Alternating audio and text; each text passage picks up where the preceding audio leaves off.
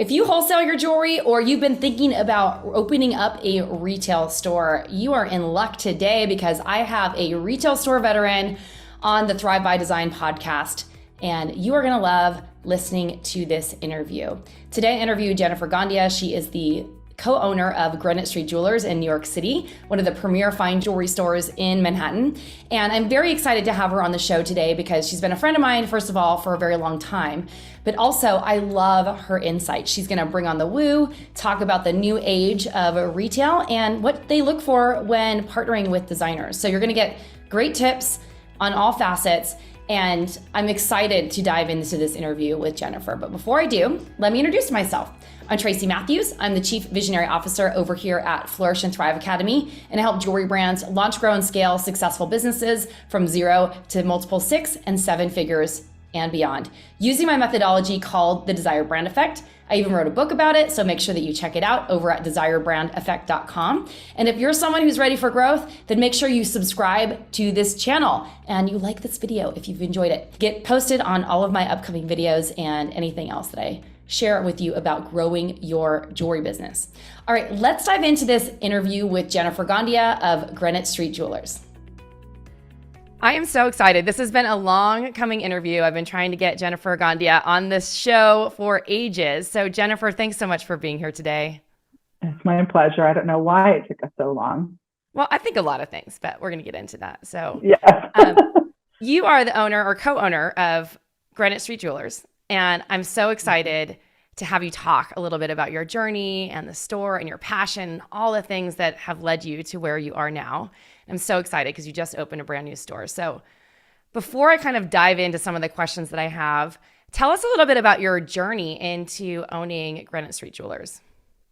I'd be happy to. I'm going to try and make it succinct because most of the stories that I tell, they always have two elements to them. There's like, what happened, the way it looks, from one perspective, and then what was sort of happening in the background or underneath to guide me or project me in a certain direction. I didn't set out to join the family business. The store, for those of you that don't know, was started by my sister Christina and I, our parents, Carl and Millie, in the 70s. And although my parents had their own business and had a jewelry store, they never ever pushed us to join the family business. They really encouraged us to sort of follow our own path. And I went to FIT. I loved fashion, and I ended up going into fashion marketing and public relations. And that was the job that I thought I wanted. I'd gotten the job that I always wanted. And once I achieved that goal and I hit that spot, of course, there was still room to grow because I was in my 20s. It became really clear to me that I really didn't want to be in the fashion industry. I became really disillusioned. It wasn't speaking to me.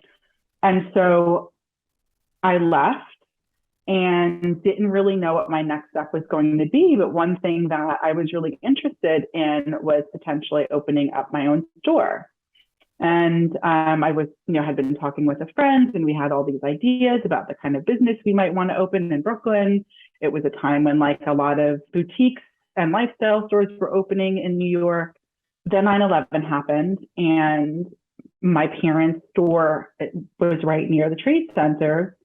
And so I decided to go and work for them for a little while because I had marketing experience. I was another set of hands. They had to, close their original location and reopen another one at a time when things were very difficult in the neighborhood. They decided to stay in that neighborhood.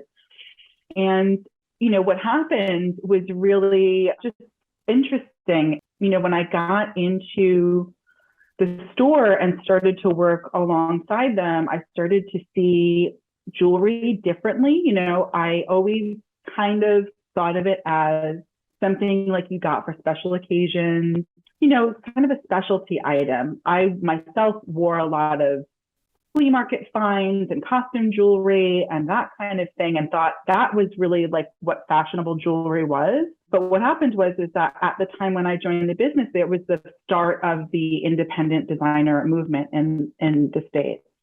And so I would go out to shows with my mother and father, and we'd look around and be like, oh wow, like there's something really interesting happening here. And so the short story is I never left, and kind of moved into working with them originally to keep the business, sustain the business those first few years after 9/11. Then my sister joined the company, and at that point it was about like really deciding where we wanted to take the business.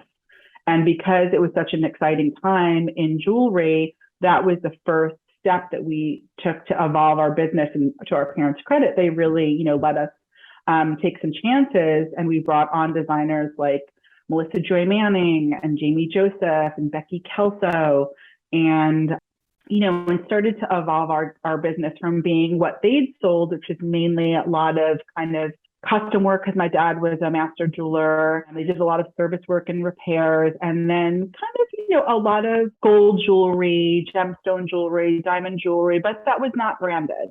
So that's sort of how we got into the business, both my sister and I, in kind of a nutshell. I love that. I was seeing something that you posted on, and you had been working on a collection of your own. So do you guys design jewelry, your own branded jewelry for Granite Street Jewelers?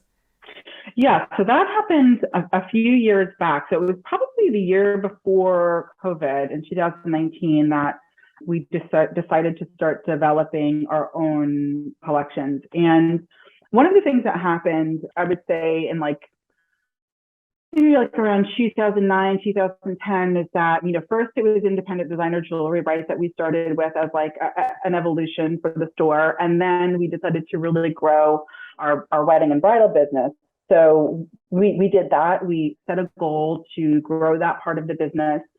And we became, it became such a big part of our business. At one point, it was 65 to 70% of our business, that we really learned a lot about what the customer was looking for. And so we decided, it was 2018 or 2019, to create our own engagement ring and wedding band collection, and to start. And we started off very modestly with a few styles, things that people kept asking us for, that we had a hard time finding through the designers that we were working with, that we kept having to custom order or special order or have our jewelers make.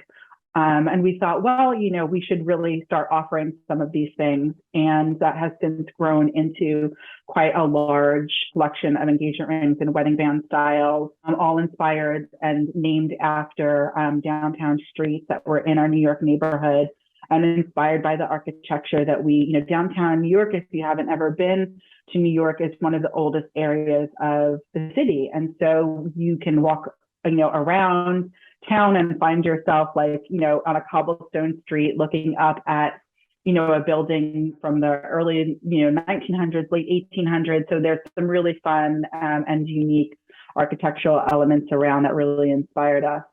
And then, within the past couple of years, we've expanded that to include a collection called Chroma, which is colored gemstone jewelry that we source and create ourselves. And that's all fair Mines Market gems, as well as we became Fair Mine certified last year.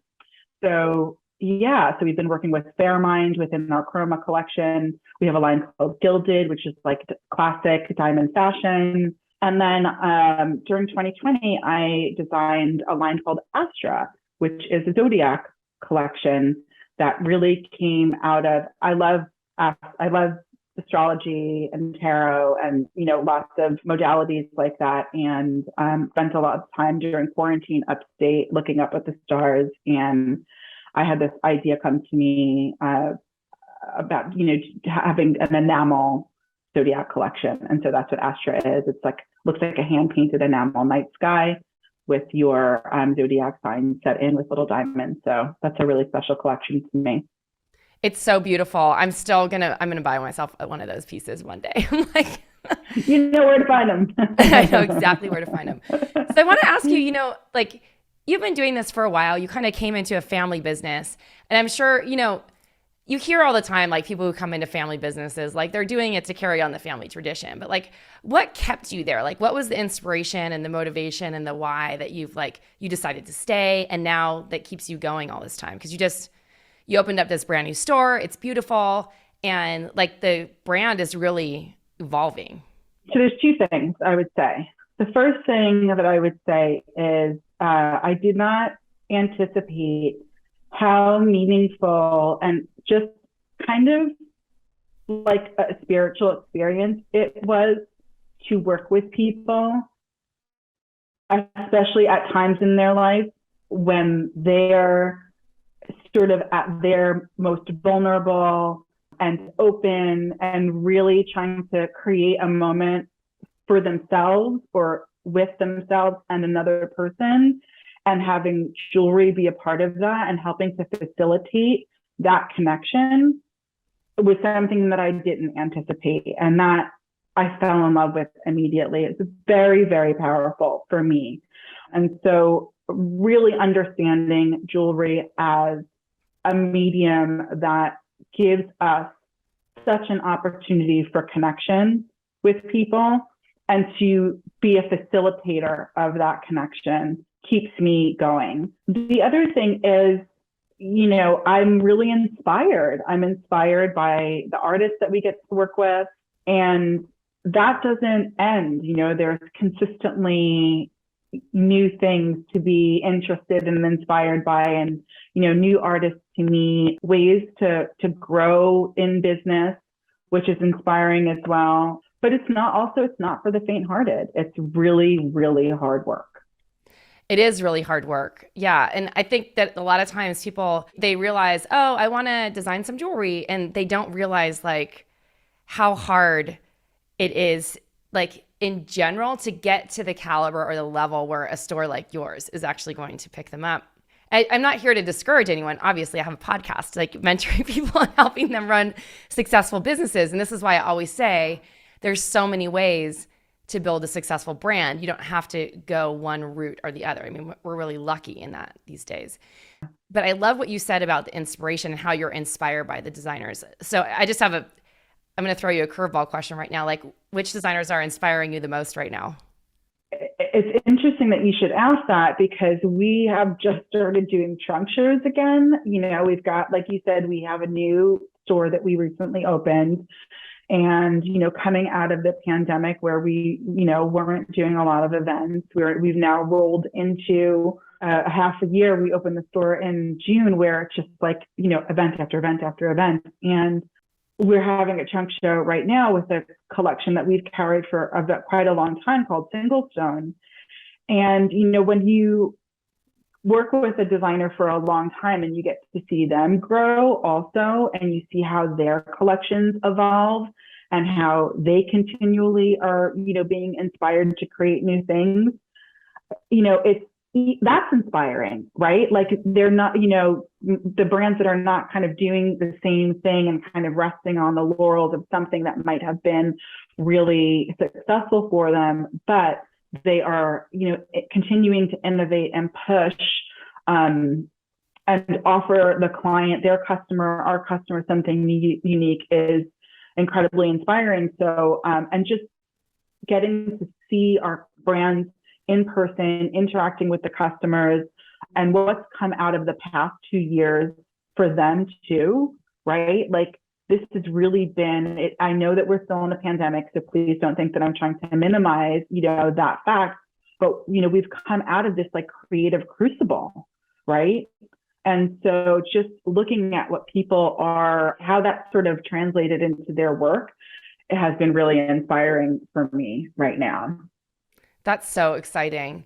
That kind of leads me into another question, like when you're like looking at designers and people are pitching you, and maybe you think it's not a good fit. Like, I'm going to ask this question kind of in a roundabout way. Like, what's your best piece of advice for a designer who's starting out, who really wants to go big or go home and get into stores like Greenwich Street Jewelers and some of the bigger names out there that really make them a brand name? Like, what are you looking for in designers like that? Or what would you recommend that they do in order to set themselves apart?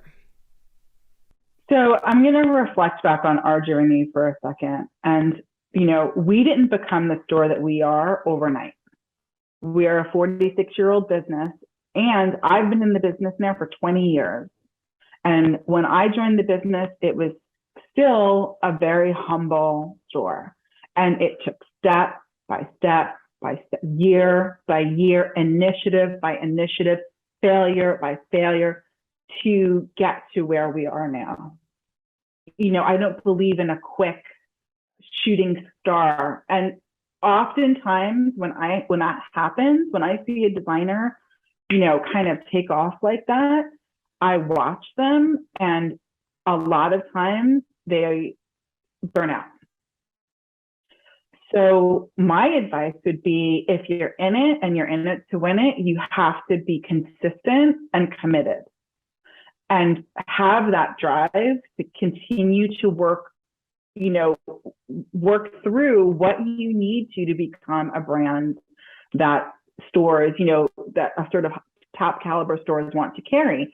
And you need time. You need time to develop your quality, your prices, your marketing, your production, all of these things, because these are the things that buyers are going to be asking you about when they meet with you and they're seriously considering you. Like, we want to know, how are you running your business? Because your business is going to be affecting my business. We're going to be in partnership. So, there have been many times when I've seen a designer who was just starting out and I thought their product looked really great, but I didn't touch them for years because I wanted to see, are they going to be able to stick around? That's just me. I know that there are stores that like to jump on the quickest thing, the next hot thing. And that's sort of, they have a business built around that, and that's great. It works for them. It's not generally how we work. So the other thing that I think is really important is originality. And that can be an elusive thing. I mentor a lot of and talk to a lot of young designers, and I always encourage them, like, go out there and look at what others are doing and make sure that there's a lot of, I'm going to be kind and say, there's a lot of design zeitgeist, right, that happens. And as a result, jewelry collections can look very derivative, and you can look like you're doing something that someone else has done or, has been doing. And you have to be really careful about that. But originality, an original idea executed well, with someone who is ambitious and driven, and, I think has a real chance of catching the eye of a store that is looking for that, like ours, that unique aesthetic. Yeah. I love that you said the ambition and drive, because I think that is something that's really important, especially in this day and age and competing in the retail environment, because there's such limited space in the stores and people don't get that. And I have people come to me all the time like, Tracy, I sent out like 100 pitches. I didn't hear back from any store. And I'm like, I'm not surprised. It takes time these days. I mean, when I was starting out 25 years ago, I could reach out to a store. They'd like the majority of them would get back, and at least with the yes or no, you know what I mean? And saying like, yes, let's make an appointment to take a look, or no, it's not a right fit for my store, or whatever it is. But now you might not hear anything. And so I think that it's important to know that, like, you really have to create this point of view for yourself if you're going to be even considered in the big space. And if that's not something you want to do, or you feel necessarily driven to do, then there's a lot of other ways to get your work out in the world too. That's right. And one of the other things that just came to mind that I was talking about with someone recently, and this is why I kind of went back and started to tell our story from the beginning, and to say that we had started out with humble beginnings, is because we worked with certain designers at that time that, might not be a fit for our store today. And so I would encourage designers to go out and look for those stores that are just starting out, or, looking really hungry for unique emerging designers. There are so many outlets out there. I mean, just like there's lots of jewelry designers, like there are a lot of outlets. There are jewelry stores, there are lifestyle stores, there are clothing stores that sell jewelry now. So, I think a lot of people get fixated on certain stores, and they are kind of, if you're just starting out, they're looking so many steps ahead, and they might be ignoring or maybe, not looking at a sort of layer of store or outlet that could be great for them, that could help really kickstart their business, that is just, maybe less well known nationally or even within their market. Interesting thing is like some of the best accounts I ever had when I was wholesaling back in the day were sometimes just like local stores that were like highly trafficked by like people who lived in the area. Like it's not like the stores necessarily those stores are great too. I had some great accounts as well. But at the same time, it's like it's competitive, but in a good way. And this is like where we get to push our limits as like makers, designers, artists to like really push the limits of our creativity, because that's where the brilliance is, right? Yeah. Yeah. Absolutely. So I want to talk a little bit about your store. It's beautiful, by the way. I'm so sad that I wasn't able to come in to see it in person a couple weeks ago, but I will be back. I will be back. And so what was that process like? And I'd love to just dig into like what it's like running a retail store, because I know New York City is expensive, like rent and staffing and all that stuff. So let's get into that. Yeah, I feel like there was two questions in that. I'm going to try and do one at a time. So, the process of opening, this is really for my sister and I as owners, opening our first store, right? Even though we had a store before this, we sort of came into that store while our parents were still in the business.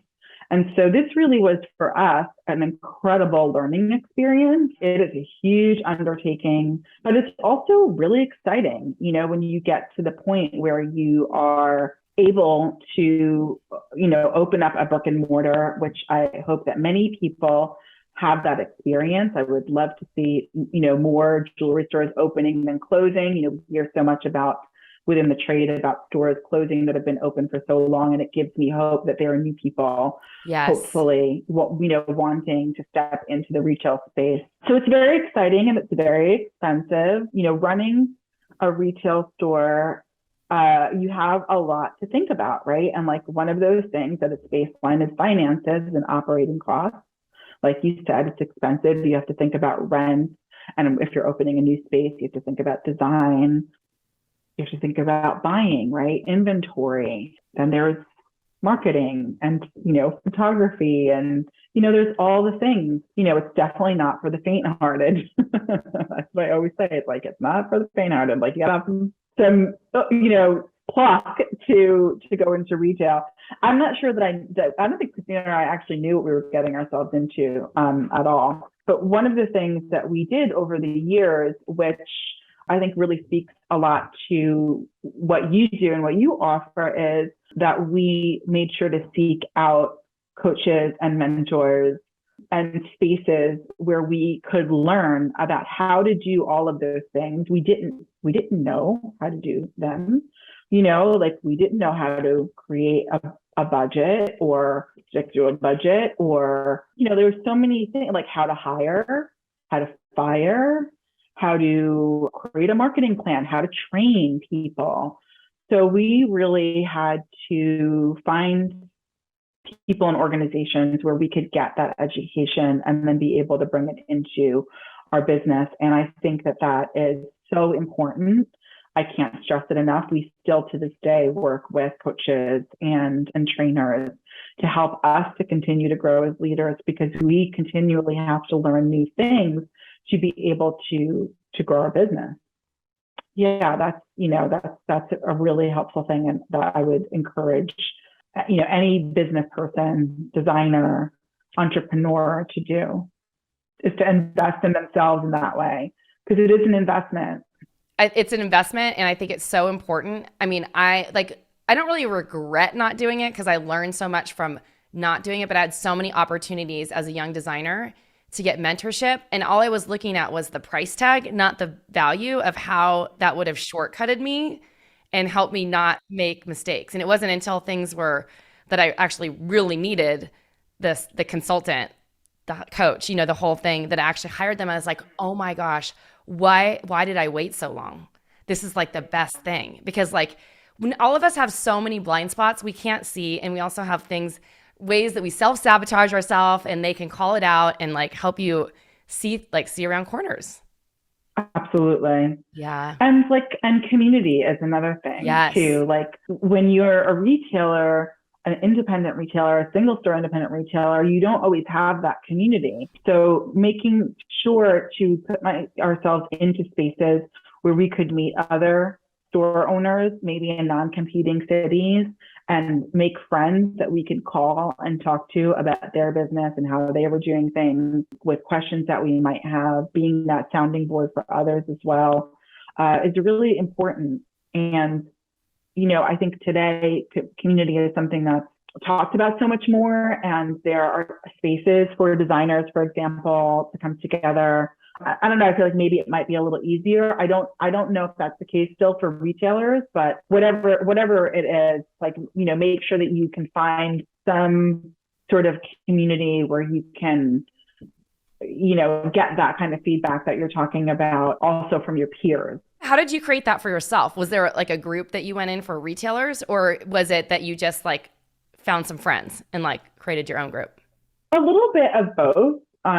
So we, for a time, were within a consultancy that paired us with other retailers around the country in non-competing areas. So that way we had a built-in group, and also like going to trade shows, going to education sessions, introducing myself to other stores that I knew kind of liked ours, and saying like, let's have breakfast, or like, what are you doing? Can we have a drink later? And just kind of like trying to break through that barrier of competition that people sort of feel like there is, because like, oh, you got this store and I've got that store. It's like, well, but what we're doing is, we're all doing the same thing. There's enough business for everybody. And you're in like whatever, Minneapolis, and I'm in New York City. Like we should be connected, Actually, my dad used to have a jeweler right in our neighborhood, and they would talk all the time, and they were competitors, and they would talk about what was going on and how was business. And so that really taught me that even within your own backyard, there really is enough business for everybody. Your customers are going to find you. They're going to come to you because they want what you are offering, what you're giving them. It's an experience. I'm sure, there are times when it's product related. Sometimes somebody is just looking for price. I mean, all of those things exist, but I really do feel like we live in a very abundant universe, and I don't have to worry, that there's not going to be enough for me. There is always enough, but I think it starts with the mindset of that, right? Like if you're closed off to that, it's so fascinating that you said this, because this is the whole reason why I started Flourish and Thrive Academy. Like really, because I was talking, I don't know if I've ever told you the story, but like I was talking at a trade show to a friend of mine, like a good friend, like a friend. We would go out to dinner at the shows. We lived in the same Bay Area, same vicinity. And I was like, hey, where'd you get those hang tags? And I was like, we were designing handmade jewelry at the time. It wasn't expensive stuff. It was, the $50 to $300 range kind of thing. And she wouldn't give me her supplier. I'm like, the little oval hang tags that you stick on the back of a necklace. I'm like, there's like a million people that sell those. It's not like, that's not like proprietary information. I'm not asking you like, how did you invent your stone setting special thing? And they wouldn't tell me. And I was like, this is so strange to me, because I would share any of my resources. Like I wouldn't care, because the designs come from here, not from the heart. Like they don't come from like a supplier selling findings, And so I think, like without getting into like a whole side conversation, but, sometimes we really have to interrogate our belief systems, right? Like, and how we grew up and what we learned about money, what we learned about scarcity. We have to really reflect on these things and think about like whether or not they're true. Because those belief systems can be something that will hold us back. And the fact is that in some cases there is scarcity, right? It is not as easy for certain people. We know this, especially now, right? For Black and brown people, Indigenous people, to have the same access that other people have. So we can't say, oh, it's just a mindset. There is a systemic and structural issue that does need to be addressed. So I just want to acknowledge that, and also say that even within those constraints, we still, to personally grow, do need to, interrogate our belief systems and whether or not they hold true and hold fast for us as adults, as creators, as entrepreneurs, as passionate people who are here to change the world. Yep. Bring on the woo with Jennifer Gandia. Love it. This has been such a great conversation, Jennifer. Thank you so much for being here today. Do you have any like final pieces of advice for retailers or designers, or final words that you'd like to say? I really loved what you said about designs coming from the heart.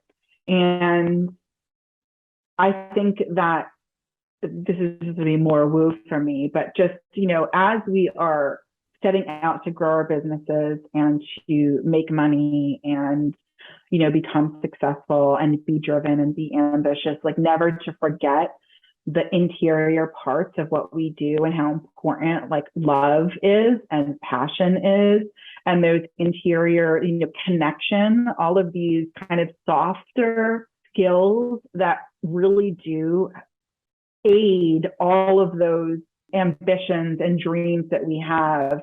Just don't forget those. Don't leave them till later. Don't push them aside. They're just as important. And people will really be able to feel that in your work, whatever your work is. And it will make a difference. It will make a huge difference. Jennifer, where can everyone find you? If you want to learn more about our business, you can find us at GreenwichStreetJewelers.com. And we spell that Greenwich ST. We don't write out the word street. In New York City, everything is just ST. We're also on Instagram. We're on TikTok, Facebook. So we're really kind of everywhere you are. Pinterest. Our marketing is a big part of what we do. We put a lot of effort behind it. So follow us everywhere and watch how we change what we do for the audience that we are responding to, and hopefully it can inspire you. Yeah, love it. That's where you can find us. Come visit us in New York City. We would love to have a visit by any listener. Go into the store. It's amazing. I know it's amazing. I haven't been in there yet, but it's amazing. I've seen the pictures. I know the area. It is a beautiful, beautiful location. So thank you, Jennifer. Thank you so much for having me. This is an incredible honor and so much fun. Yay. Bye. Bye. Thank you so much for watching this video today. Once again, if you like the video, make sure that you like it. Share your key takeaway in the comments below. And if you're someone who would like some help standing out in a saturated market with a timeless jewelry brand, here is your official invite to pick up my book, The Desire Brand Effect. Stand out in a saturated market with a timeless jewelry brand over at desirebrandeffect.com. Ciao for now.